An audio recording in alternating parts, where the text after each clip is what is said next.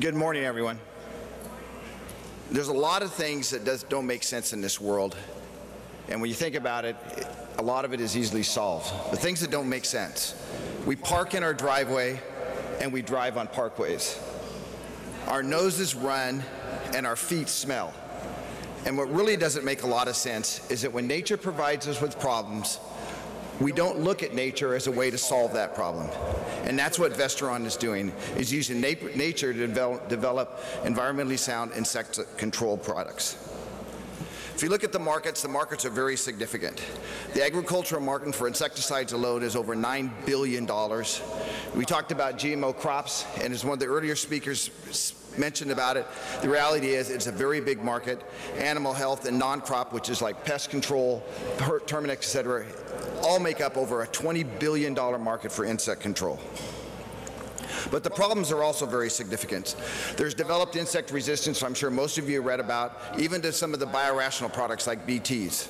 There's toxicity to worker, intervals, some of which of these intervals can go for days or weeks after a crop is used and put onto a crop, where you have to wait for days or weeks before you can re-enter the cropping area. There's pre-harvest intervals as well as environmental accumulation we've talked about earlier, both the earth, the water, and the soil.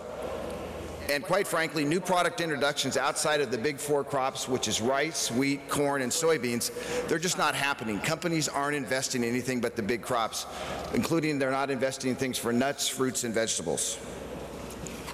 What Vestaron offering is natural control. There's millions of peptides made by spiders that control insects. We've identified hundreds of them that control it without even mammalian toxicity. We've characterized those things both biochemically and molecularly, and we've got broad IP filings to demonstrate that we control those discoveries. They're made with sustainable production by fermentation of the peptides and environmentally sound practices. So where is Vestaron right now? Vestaron milestones, as most people like, this is a great concept, but is there any reality to it? And we have demonstrated proof of concept very early into the development of these products. We've also taken and said, can you take a product like that from production at a lab scale and make it sustainable and scalable? And we've done that over the past 3 years. We have done manufacturing scale up. As a lot of you know with new companies, it's great to have a small idea on a bench top, but to make it into a vial production method is another challenge, and we've demonstrated that. We've gone from bench top to 750-liter production of the products. And we've actually taken the product out into field with field development trials, which is also very important because a lot of things that work in the lab and the greenhouse don't work when you try and scale them up and take them commercial. Going forward, we're going to continue to do commercialization trials where you take the product out and demonstrate it with the actual consumers on their ranches and farms and the influencers. And we expect our first product launch in 2014.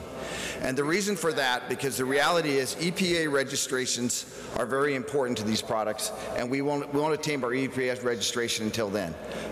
Probably the biggest thing is the Foundation for the National Institute of Health grant that we just received. The FNIH is part of the grants, or the Gates Grant Foundation, and they looked at our product. They gave us a 3-year grant for $1.4 million with the idea of taking these products and being able to develop a product for mosquito control in developing nations. Those of you familiar with the Gates Grant process, the vetting process is extremely difficult, and we were the only for-profit company that was awarded a grant this year for this process.